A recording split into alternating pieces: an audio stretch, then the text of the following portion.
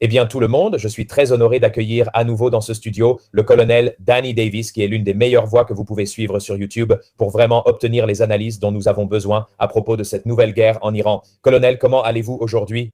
Vous savez, je suis épuisé mais je vais bien. Merci de demander. Absolument, absolument.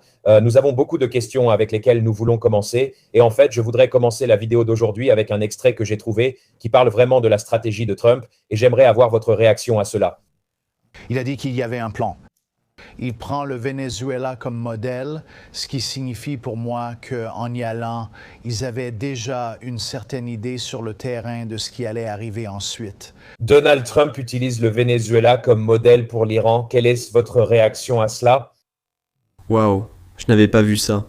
Donc c'est vraiment surprenant qu'il puisse y avoir, dans l'esprit de qui que ce soit, une quelconque idée d'association entre ces situations.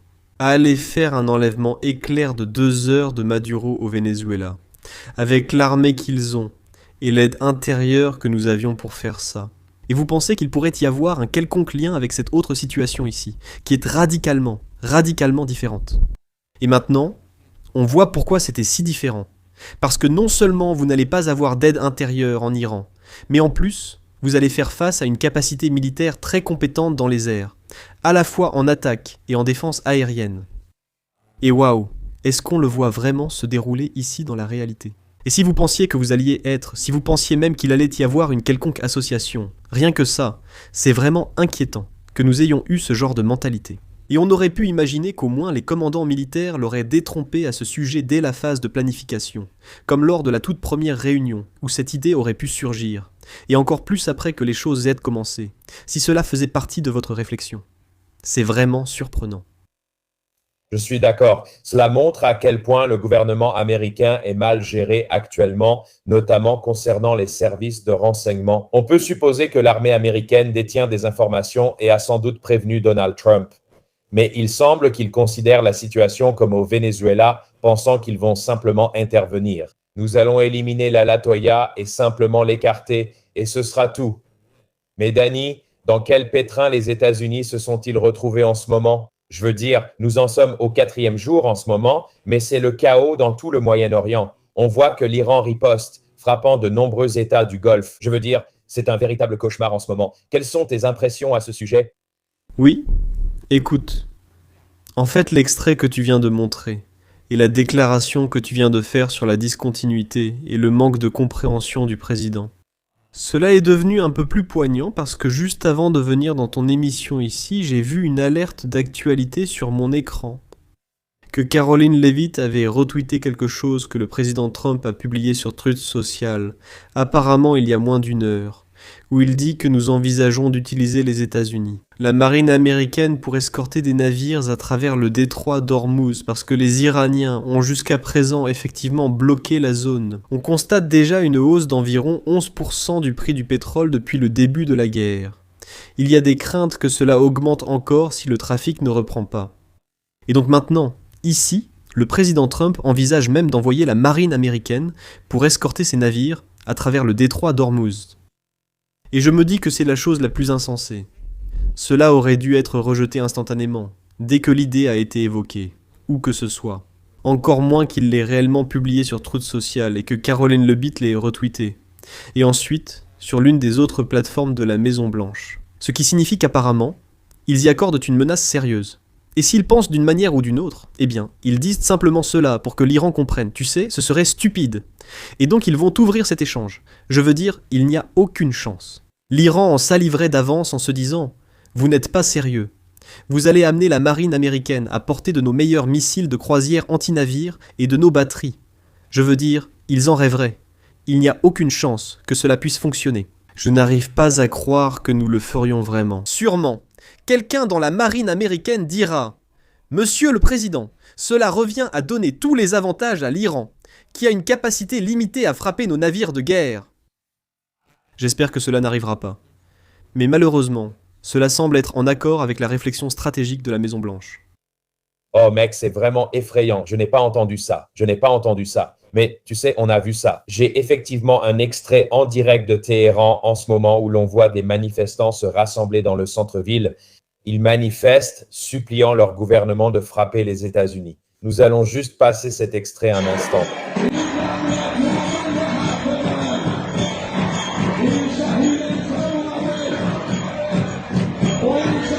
Donc, colonel, je crois qu'on a réveillé un géant endormi et comme vous l'avez dit, cela n'a rien à voir avec le Venezuela. Si c'était notre réflexion stratégique en entrant dans cette situation, je pense que nous avons ouvert une boîte de Pandore. Nous en sommes maintenant au 4e jour, mais je pense que cela pourrait certainement durer beaucoup plus longtemps.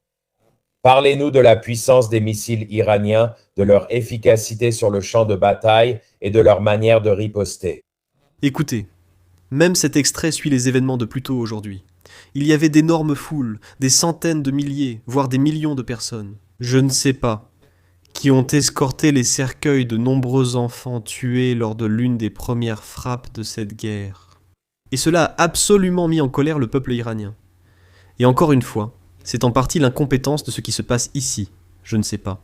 Je ne sais pas si quelqu'un l'a fait exprès avec une intention étrange. On est censé avoir des renseignements incroyables. On savait où était l'ayatollah. Nous savions où se trouvaient les autres hauts dirigeants. Nous avons eu une précision chirurgicale dans la façon dont nous avons réussi à toucher une école de filles. Je ne sais pas comment cela a pu arriver. Mais que ce soit intentionnel ou une erreur, le fait que cela se soit produit a encore plus galvanisé la population contre nous. En plus de cela, il y a une autre chose concernant nos frappes initiales. Le président Trump l'a dit hier. Il l'a admis. Vous savez, l'idée, l'espoir, c'était que nous viendrions frapper le régime et frapper leurs Basij, leurs forces de police, les gens qu'ils utilisaient pour réprimer. Dernière vague de protestation pour permettre au peuple de prendre le pouvoir. Et il s'avère que, oups, nous avons accidentellement tué les numéros 1, 2 et 3 qui étaient détenus en Iran, ceux que nous aurions aimé voir potentiellement à la tête d'un nouveau gouvernement, quelque chose qui aurait pu se passer. Nous avons tué l'opposition. Donc, soit vous montrez une incompétence flagrante, soit quelqu'un essaie simplement de tout gâcher pour qu'il n'y ait personne d'autre pour prendre la relève, qu'il n'y ait que le chaos, et que nous provoquions la chute des ayatollahs. Mais si vous tuez toutes ces personnes, si vous tuez tous les civils, personne ne va vous rejoindre. J'ai entendu des gens, et même vu quelqu'un dans une de vos émissions, dire qu'il déteste les ayatollahs, mais n'aidera pas ceux qui veulent tuer toutes ces personnes. Et moi-même, j'ai eu un ami ici à Washington DC, qui a été forcé de partir. Sa famille a fui les ayatollahs. Il partage la même inquiétude, affirmant qu'il n'applaudira jamais Israël ou les États-Unis qui interviennent, bombardent notre peuple, tuant des gens, puis attendant qu'on leur obéisse. Ce n'est pas ce que nous sommes, a-t-il dit. Donc, cela montre simplement de l'incompétence à tous les niveaux. Mais cela montre aussi une grave sous-estimation du côté iranien ici. Et pour répondre à votre question d'il y a un instant, spécifiquement sur leur capacité, l'Iran a toujours été au mieux une puissance moyenne. Ils n'ont pratiquement aucune capacité à projeter une quelconque puissance en dehors de leur territoire. Leur force aérienne était symbolique. Leur marine était symbolique. Ils ne pouvaient exercer leur puissance hors de leurs frontières. La seule chose qu'ils avaient, c'était ces groupes par procuration qu'ils appellent des alliés régionaux, comme le Hezbollah, le Hamas et les Houthis au Yémen. C'était simplement pour les protéger. C'est en quelque sorte une barrière qu'ils avaient pour essayer d'atténuer certaines des frappes qu'ils recevaient d'Israël en particulier, et parfois aussi des États-Unis. Mais tout cela était presque toujours une réaction ou une réponse à ce qu'Israël vous faisait. Ils n'avaient aucune opération offensive ailleurs. Il n'y avait aucune raison de faire cela. La menace imminente évoquée par l'administration est totalement fausse, sans preuve. Au contraire, les preuves vont à l'encontre de cette affirmation. Mais c'est ce qu'ils prétendent, parce qu'ils essaient de rallier le soutien à l'intérieur des États-Unis. On constate maintenant que leur seule option, cependant, est qu'ils manquent de puissance offensive pour projeter leurs forces et attaquer un autre pays. Ils ont cependant un grand pouvoir pour se défendre. Ils n'ont pas de programme d'armes nucléaires, et beaucoup de gens ont été surpris qu'ils ne l'aient pas fait. John Mearsheimer, déjà invité dans votre émission, était perplexe. Dans la mienne, il a dit « Je ne comprends pas pourquoi ils ne l'ont pas fait. Moi, je l'aurais fait, mais ils ne l'ont toujours pas fait. » Et le seul gars qui avait une fatwa religieuse contre ça, on l'a tué. Alors, qui le suivra maintenant? Auront-ils la même fatwa? Je l'ignore, mais ce qui est certain, c'est que ce que nous savons est désormais affiché clairement dans toute la région. Ils ont une offensive ou la capacité de lancer des missiles offensifs. Il dispose de plusieurs missiles défensifs, mais peu efficaces, car l'Iran subit de lourds bombardements d'Israël et des États-Unis. Israël aussi, les États-Unis aussi, Bahreïn, le Qatar, le Koweït, les Émirats arabes unis, etc. également. Tous ces pays de la région où l'Iran, ils ont signalé cela à l'avance. Cyrus Janssen. Ils ont dit à l'avance qu'il n'y aurait pas de petits tirs cette fois-ci. Il n'y aura pas de représailles cette fois-ci. Si vous lancez un missile cette fois, ce sera la guerre totale. Le New York Times en a parlé. Ils ont dit cela à l'avance. Ils ont dit que la partie iranienne avait apparemment calculé que s'engager dans une guerre avec l'Occident, si elle en déclenchait une, était moins risqué que d'essayer simplement de repousser le problème. Ils ont essayé cela pendant de très nombreuses années, et cela n'a pas fonctionné. Donc ils ont signalé tout cela à l'avance. Et maintenant, ils montrent qu'ils étaient sérieux, et qu'ils en ont la capacité. Donc vous avez vu Israël encaisser coup après coup, les bases américaines encaisser coup après coup, les villes encaisser coup après coup. Et toute cette grande défense aérienne que nous prétendions être presque impénétrable est exposée pour ce que je savais déjà. Personne d'autre n'a vraiment prêté attention au fait qu'elle était limitée dans certaines catégories, et presque inutile dans d'autres catégories que possède l'Iran. Donc, tout cela se résume à qui a le plus de capacité à tenir sur la durée. Je pense que la volonté politique est assez forte du côté israélien et du côté iranien, peut-être même égale. Ils se détestent, et sont tous deux totalement engagés. Définitivement les Israéliens et les Iraniens. Donc, la question sera, si la volonté politique est égale, qui a le plus de missiles offensifs et qui a le plus de missiles défensifs? Maintenant, il semble que l'Iran, parce qu'il est tellement étendu, et qu'il est 4 fois plus grand géographiquement que l'Irak, et qu'il possède beaucoup de terrains montagneux, a beaucoup d'endroits où il peut se cacher. Je pense qu'ils peuvent encaisser de nombreux missiles offensifs, même sans bonne défense aérienne. Mais ils ont aussi leurs missiles offensifs dispersés à travers tout le pays. Beaucoup d'entre eux se trouvent dans des niveaux souterrains, et des tunnels, ces villes de missiles comme on les appelle. Je pense donc qu'ils peuvent résister longtemps. Ils l'avaient prévu, depuis des décennies. Ils accumulent dans des stocks sous terre, dispersés dans tout le pays pour éviter toute vulnérabilité à une perte unique. Et je pense qu'ils peuvent tenir plus longtemps. Notre grand talon d'Achille, ce sont nos missiles de défense. Nos Patriots, la fronde de David, le dôme de fer, et tout cela montre qu'ils ont des limites importantes, ce qui a d'ailleurs été révélé en juin de l'année dernière. Donc, cela ne fait que renforcer ce que nous savions déjà. Mais si vous manquez même de ces missiles, et apparemment, selon certains calculs, le président Trump a dit aujourd'hui « Oh, nous n'en manquerons jamais. Nous avons un approvisionnement inépuisable, ce qui est absolument faux. » Et si quoi que ce soit est exposé, si cela dure plus de 3 semaines, 4 semaines, 5 semaines, 1 mois, 2 mois, nous allons en manquer. Ou du moins, nous allons vraiment, vraiment en avoir très peu. Et ensuite, encore plus d'informations iraniennes vont sortir. Ils prétendent, et il reste à voir si c'est vrai ou non. Mais les Iraniens prétendent que leur stratégie est de balancer toutes les vieilleries qu'ils avaient, tous ces vieux missiles, de les sortir de leur stock. Vous savez, les trucs qu'ils ont depuis longtemps. Ce n'est pas très précis. Lancer tout cela et simplement épuiser nos missiles de défense aérienne. Envoyer de nombreux drones pour consommer ces missiles coûteux.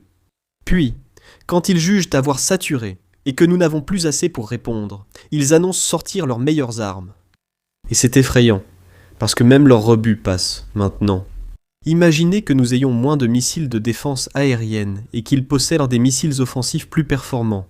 La situation pourrait devenir très difficile. Ce n'est que le 4e jour. Il est donc impossible de savoir qui a quel stock. Trump affirme avoir des réserves inépuisables. Les Iraniens disent qu'ils en ont beaucoup là-dedans. Personne ne connaît la vérité. Il faudra attendre pour voir l'évolution. Les preuves montrent que nous avons moins que ce qu'a dit Trump et que l'Iran en a plus que prévu. Il faut prendre avec précaution ce que dit le gouvernement des États-Unis actuellement, car il mène une grande opération de communication avec de nombreux coups de pub. Donc, je pense qu'on assiste à un véritable désastre en matière de relations publiques pour le gouvernement américain, parce qu'on a vu tellement de messages différents, n'est-ce pas? On a entendu que, vous savez, Donald Trump ne commence pas une guerre. Il essaie de la terminer. Certains de ses responsables appellent cela une guerre. D'autres ne l'appellent pas une guerre. Il y a tellement de messages contradictoires des États-Unis. Je ne pense pas qu'ils aient cette clarté, comme on l'a déjà dit ici. J'ai quelque chose d'intéressant dont je voudrais parler, c'est cet extrait de Marco Rubio. Hier, Marco Rubio est intervenu et a essayé d'expliquer la raison pour laquelle les États-Unis ont en fait lancé cette menace. Et avant de dire cela, c'est intéressant parce qu'un autre tweet est sorti aujourd'hui où il disait, vous savez que l'Iran est une menace imminente depuis 47 ans et c'est assez intéressant. Comment pouvez-vous être une menace imminente pendant 47 ans? Le mot intéressant est là, mais regardons ce clip, Danny. J'aimerais avoir ta réaction à l'explication de Marco Rubio sur pourquoi les États-Unis ont dû lancer cette guerre. Il y avait absolument une menace imminente. Et la menace imminente, c'était que nous savions que si l'Iran était attaqué, et nous pensions qu'il le serait, il viendrait immédiatement nous attaquer. Et nous n'allions pas rester là à encaisser un coup avant de réagir.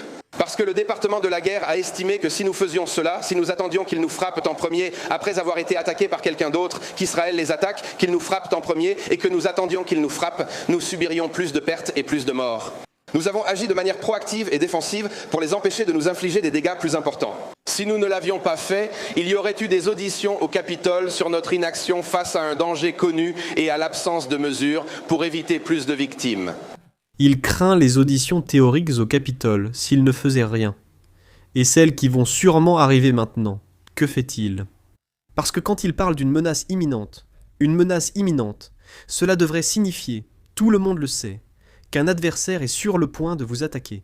Mais selon sa propre définition, sa menace imminente n'était pas que l'Iran nous attaque. C'était Israël qui attaquait l'Iran. Et ensuite nous serions touchés par la réaction à cela. Voilà la menace imminente. Je ne sais même pas s'il a réalisé qu'il admettait qu'Israël allait attaquer, et que nos seuls choix étaient d'attendre ou de rester inactifs, comme si nous n'avions aucun pouvoir de décision. Comme si les États-Unis étaient impuissants à dire à Israël de ne pas attaquer cet endroit. Israël savait ce que nous ferions. C'était un plan. Je pense qu'il prépare cela depuis longtemps. Et c'est probablement de cela que Trump a parlé avec Netanyahou en décembre, lorsqu'il était venu à Mar-a-Lago. Ils en ont sans doute parlé lors de leur rencontre, juste avant que tout n'arrive ici en février. Et maintenant, on voit apparemment qu'on admet qu'ils allaient entrer et attaquer. Donc, notre seul choix était d'entrer avec eux, et de les rejoindre dès le début. Mais voici l'absurdité de ce qu'il vient de dire. Il dit que nous devions entrer avec eux, sinon nous serions attaqués. Vous avez été attaqués parce que vous vous êtes joints à eux, mais vous l'auriez été de toute façon. Quoi qu'il arrive, nous allions être attaqués et devions répondre. Ou vous m'écoutez jusqu'au bout. Nous aurions pu dire à Israël, pas question d'attaquer. Si vous le faites, vous serez seuls. Je préviendrai l'Iran de ne rien faire contre nous. Nous n'interviendrons pas. Dites-le à tous, publiquement. Dites que s'ils agissent ainsi, ils seront seuls. Nous pouvions agir et stopper cela, mais nous ne l'avons pas voulu. Je pense donc que tout cela est sûrement de la fiction. Certainement tout était coordonné. Nous savions que des chefs militaires du CENTCOM étaient présents les jours précédents. Je n'accorde pas vraiment de crédibilité à cela, sauf pour montrer qu'il y avait une marge de manœuvre. Nous aurions pu faire beaucoup de choses, mais nous avons choisi de ne pas le faire. Alors arrêtez avec cette histoire de menace imminente, parce que c'était un mensonge total et complet. Il n'y avait aucune menace venant de l'Iran. La seule menace venait de nous. Oui, Denis, je veux dire, c'est tout simplement stupéfiant. Tu sais, les faits qui sortent maintenant et tu peux voir les responsables de Trump vraiment chercher leurs mots. Je veux dire, si tu demandais à Marco Rubio de donner une conférence de presse et d'expliquer la raison, c'était probablement la pire explication qu'il aurait pu donner. Je ne sais pas comment on pourrait faire pire que ce charabia qui est sorti de sa bouche. Je veux dire, qu'est-ce qu'Israël a sur les États-Unis? Pourquoi Israël peut-il invoquer un tel pouvoir? Des États-Unis et les forcer à agir. Est-ce parce que Bibi a un différend avec Donald Trump? Est-ce vraiment juste, sachant qu'on soutient toujours Israël car il finance beaucoup de nos politiciens? Qu'est-ce que c'est? Je pense que c'est une combinaison de plusieurs facteurs. Je n'ai aucune information. Beaucoup spéculent que Netanyahou détiendrait des informations sur Trump et les utiliserait pour le faire chanter. C'est possible. Je veux dire, Netanyahou ferait ça sans la moindre hésitation, qu'il ait ces informations ou non. Je ne sais pas. Mais je pense qu'au moins une bonne partie de cela vient du fait que depuis tant de décennies, nous avons eu cette capitulation réflexe à tout ce qu'Israël disait. Et nous nous sommes toujours convaincus que, eh bien, c'est la seule démocratie dans cette mer de stabilité et cet océan de chaos, etc. Et, vous savez, avec tous ces méchants et mauvais acteurs dans la région. Bien sûr, le 11 septembre vient de là-bas et tout cela. Et les Israéliens, aussi la Shoah. Ils ont souffert de la Shoah, et plus jamais ça, et tout ce genre de choses. Et vous savez, nous sommes tous contre l'antisémitisme, et nous faisons tout pour le combattre. Et donc, c'est un peu réflexe de dire, et oui, c'est l'éthique judéo-chrétienne, etc. C'est comme si c'était la même chose. Et puis, bien sûr, vous ajoutez à cela des centaines de millions de dollars injectés dans le système politique. Vous voyez, même dans les cycles récents, quand beaucoup de ces choses ont commencé à se produire avec la réaction excessive d'Israël à l'attaque terroriste du 7 octobre que le Hamas a menée contre eux, une réponse terrible ou une action terrible. Israël avait tout à fait le droit d'y répondre, mais ils ont grotesquement dépassé les limites. Et bien sûr, ils ont ensuite utilisé cela comme une occasion de complètement détruire la bande de Gaza et le mode de vie des gens, des dizaines de milliers de personnes, des innocents tués dans le processus. Et donc, cela a commencé à provoquer un retour de bâton. Finalement, assez de gens aux États-Unis ont dit « Attendez, c'est un génocide, c'est votre massacre, c'est évident. Vous détruisez méthodiquement chaque bâtiment et rue, rendant la vie impossible. Certains lieux ressemblent à une zone frappée par une explosion nucléaire. De nombreux politiciens, notamment démocrates, s'y opposaient et ont déclaré « Nous ne soutiendrons pas cela », malgré le soutien quasi total de Joe Biden. Et qu'ont-ils fait? Ils s'y sont opposés. Je ne me rappelle plus leur nom, mais 2 membres démocrates du Congrès ont dit « Eh, vous n'y allez pas. Si vous vous opposez et ne rentrez pas dans le rang, nous financerons votre primaire et présenterons un autre candidat. » Ils ont investi des dizaines de millions de dollars, environ 20 millions à 1 ou 2 reprises, et ils ont perdu. Donc cela montre qu'ils ont le pouvoir aux États-Unis de décider qui est élu à notre Congrès. Et quand des gens veulent se faire élire, ils finissent par reculer. Ils seront donc moins enclins à le faire. Il y a aussi la pression positive. On vous donne de l'argent pour votre campagne. Si vous agissez correctement, vous serez récompensé. Et ensuite, vous avez la juxtaposition ou le mélange dans l'état d'esprit, où vos intérêts deviennent mes intérêts. Et donc, je vais défendre avec véhémence et passion cette ligne de conduite. Parfois, vous croyez suivre votre propre chemin, alors qu'il vous est simplement renvoyé. Je pense que cela vient avec le temps. Beaucoup de gens ne réalisent pas qu'ils défendent les intérêts d'un autre pays, pensant que c'est le leur, sauf s'ils prennent le temps d'y réfléchir et de voir que ça ne sert pas leurs intérêts. Tout cela est pour eux, et rien pour nous. C'est une perte nette pour nous. Et maintenant, nous récoltons les fruits amers de cela, Cyrus Johnson, parce que maintenant nos soldats ont été tués. Des bases ont été détruites, des systèmes radars ont été gravement endommagés. Notre réputation est en miettes, parce que maintenant, tout le monde dans la région sait qu'il a toujours été avantageux d'être un ami des États-Unis parce que nous pouvons les protéger. Et maintenant, nous ne les avons pas protégés. Non seulement nous ne les avons pas protégés, mais nos actions les ont blessés. Donc c'est l'opposé de la protection. Alors maintenant, les gens vont commencer. Et c'est déjà en marche, vous savez, les rouages tournent déjà. L'Arabie Saoudite est très en colère contre nous parce qu'ils disent « Attendez, vous protégez. Vous avez pris des avoirs chez nous et vous les avez utilisés pour protéger Israël, ce qui, évidemment, n'a pas non plus fonctionné. » Et tous ces pays qui ont toujours été de bons amis des États-Unis souffrent énormément parce que nous avons choisi d'aller à la guerre et d'ignorer leurs avertissements.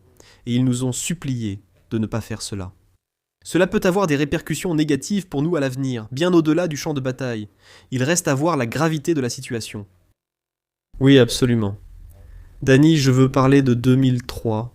La guerre en Irak, parce que je sais que c'était quelque chose de très personnel pour toi. Tu as vraiment commencé à t'exprimer contre cela et tu as compris, tu as vu les signes avant-coureurs. Est-ce que c'est juste une répétition de ça? Ça te rappelle de mauvais souvenirs du genre « on a déjà fait cette erreur, mais nous revoilà à refaire la même chose ». C'est intéressant. En fait, Trump a vraiment fait campagne avec Vance. Tout portait sur voter pour Trump et Vance comme ticket de la paix. C'était une grande partie de leur campagne et de leur slogan pour 2024 afin de gagner cette élection. Qu'est-ce que tu en penses? Tu sais, j'ai diffusé un extrait vidéo plus tôt aujourd'hui, dans mon émission de 2024. Je crois que c'était en août 2024, où Pete Hegseth, alors simple citoyen, était invité dans un podcast et il parlait de ça. Il a dit « Tu sais, je suis un néoconservateur en rémission depuis 6 ans. Et mec, tout ça, ce que c'était avant, c'était juste un désastre, tout ce qu'on a fait avant. Et on a vu à quel point la guerre de 2003 était terrible et tout ça. Et tu sais ce qu'il disait hier. Il a complètement rechuté après toute sa période de rémission. Maintenant, il est redevenu un néoconservateur à part entière, sans aucune retenue. Et ça, tu vois, ça montre que même en ayant conscience dans ta propre tête de à quel point c'était mauvais à l'époque, d'une façon ou d'une autre, tu peux l'occulter et répéter les mêmes choses. Et sur ce point, tu as raison. C'est très douloureux pour moi, car tout ce que nous avons fait à l'époque demandait beaucoup d'efforts. J'étais aussi en service actif à ce moment-là. Je venais d'être affecté au Pentagone, et le centre des opérations de l'armée était en partie responsable de la mobilisation de toutes ces personnes et de la constitution de cette force. Donc j'ai vu ça se passer de l'intérieur. J'étais convaincu que ce que disait l'administration était vrai, qu'il y avait des liens avec Al-Qaïda et des armes de destruction massive. J'ai vu depuis l'intérieur, dans la zone classifiée, qu'on formait ces équipes pour exploiter des sites sensibles et préparer leur équipement, car il y avait beaucoup d'armes de destruction massive. On devait s'assurer qu'on ne soit pas contaminé chimiquement et qu'on ait ces experts et tout ça. Donc je savais que tout cela était vrai, bien sûr, sauf que ce ne l'était pas. Ils étaient tellement doués pour mentir au plus haut niveau. Ils étaient si efficaces que même ceux de la zone classifiée se sont fait avoir. Maintenant que je connais la vérité, mes yeux sont ouverts pour toujours. Mais cette fois, Cyrus, cette fois, on n'essaie même pas. On est tellement négligent avec ça. On balance juste quelques pansements ici et là, et quelques feuilles de vigne par-ci par-là. Et parfois, on ne s'inquiète même pas des feuilles de vigne. On va dire, oh, eh bien c'est, vous savez, à l'époque, les armes de destruction massive et Al-Qaïda. Cette fois, c'est genre, les manifestants, ces pauvres manifestants sont en train de les tuer. Ça, c'est une ligne rouge. Oh, bon, j'oublie ça. Oh, je sais, c'est le programme nucléaire. Attends, tu l'as détruit l'année dernière. Tu t'es donné du mal pour nous le dire. Ah oui, oui. Oh, ce sont les missiles longue portée. Tu sais quoi ? Ils utilisaient les missiles longue portée comme un parapluie, leur dernière nouveauté. Ce parapluie conventionnel sert à gagner du temps pour obtenir et utiliser une arme nucléaire. C'est leur seul intérêt. Ils vont essentiellement se suicider. Des trucs irrationnels qui changent sans cesse. Finalement, c'est vraiment Israël. En fait, ils ne savaient même pas ce que c'était. Ils sont juste là à dire qu'ils vont le faire. Et puis tu as vu la farce et l'absurdité de Rubio. Ils disent, eh bien, il y avait une menace imminente d'attaque d'Israël. Je veux dire, c'est juste, c'est douloureux parce qu'il y a encore tous ces mensonges qui sont racontés au sommet. C'est juste qu'ils ont été négligents, imprudents et complètement désorganisés avec ça. Ils semblent indifférents à la réaction des gens, ce qui n'est pas surprenant puisqu'ils ont compris qu'ils n'avaient pas à s'en soucier. Nous avons assassiné et exécuté plus d'une centaine de personnes dans des bateaux de drogue ou d'autres types de bateaux qui étaient supposés être des bateaux de drogue dans la mer des Caraïbes et certains dans l'océan Pacifique. Nous avons déclaré qu'ils étaient coupables et avons décidé de tous les tuer sans survivants, violant ainsi la loi américaine et le droit international. Évidemment, cela a violé la Constitution, le droit international et la loi américaine d'aller enlever le dirigeant d'un autre pays au Venezuela. Pourtant, nous l'avons fait. Nous volons leur pétrole, noir sur blanc. Personne ne fait rien à ce sujet. Nous avons déjà attaqué un autre pays en 2025 avec Israël. Encore une fois, cela a violé la Constitution et la loi sur les pouvoirs de guerre de 1973. Aucune conséquence à tout cela. Le Congrès n'a pas exercé ses pouvoirs constitutionnels pour s'impliquer et s'assurer que nous n'allions pas en guerre, à moins que cela ne soit autorisé par la Constitution. Et il n'y a eu aucune conséquence à tout cela. Donc, ils voient qu'ils n'ont pas à le faire. Ils n'ont pas besoin d'inventer une histoire, car personne ne fera rien. Beaucoup de choses étaient flagrantes, publiques et illégales. Maintenant, ils l'ont compris. Mais voilà le problème. J'ai constamment mis en garde à ce sujet pendant cette période. Maintenant, nous en sommes arrivés à un point où la mendicité et la folie nous coûtent déjà cher, et pourraient nous coûter bien plus avec le temps. Et cette partie n'en est qu'au 4e jour. Que ferons-nous si nous atteignons la 4e semaine ou les mois suivants ? Ils n'ont pas abandonné ni perdu la capacité de fabriquer davantage de missiles dans leurs installations souterraines. Ils continuent simplement à nous frapper. Et nous sommes tellement à court de missiles intercepteurs que maintenant même de simples drones passent, et ils peuvent littéralement commencer à envoyer des vagues de ces engins. Ça pourrait devenir bien pire. C'est l'une de mes plus grandes inquiétudes à ce stade. Oui, absolument. Et je pense que c'est un peu naïf de la part des États-Unis d'assassiner Diatolla et de ne pas penser qu'ils vont obtenir une réponse exceptionnelle de l'Iran. On ne peut pas aller aussi loin sans s'attendre à une énorme réaction de l'Iran. Je pense aussi que la différence, c'est qu'en 2003, en Irak, le gouvernement des États-Unis était bien plus stratégique, comme tu l'as dit. Ils ont mené une vaste campagne de relations publiques pour convaincre les Américains de croire à la menace des armes de destruction massive. À l'époque, le public soutenait la guerre. Mais je pense qu'en 2026, c'est très différent, car la majorité des Américains, républicains ou démocrates, sont clairement contre cette guerre.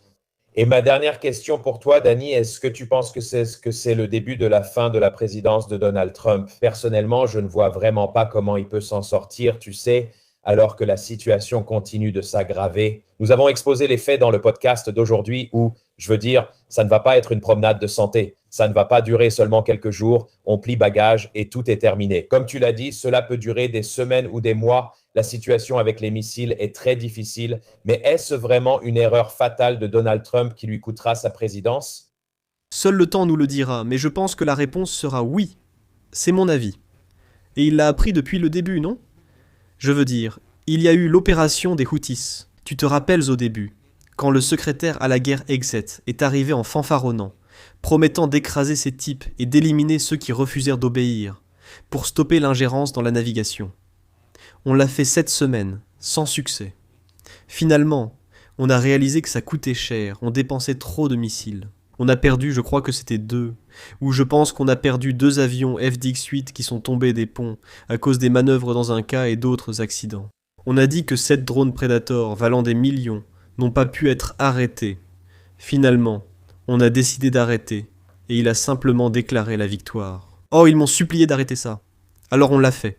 On lui a donné, et on est passé à autre chose. Et puis on a simplement abandonné. Et puis, vous savez, on cherchait ces petites choses, et on a fait exploser un tas de bateaux de trafiquants de drogue, jusqu'à ce qu'on en ait marre. Et puis on a juste arrêté, vous voyez. Et puis l'histoire avec Maduro, etc. Donc, vous pouvez juste faire des trucs puis partir, et il n'y a pas de problème.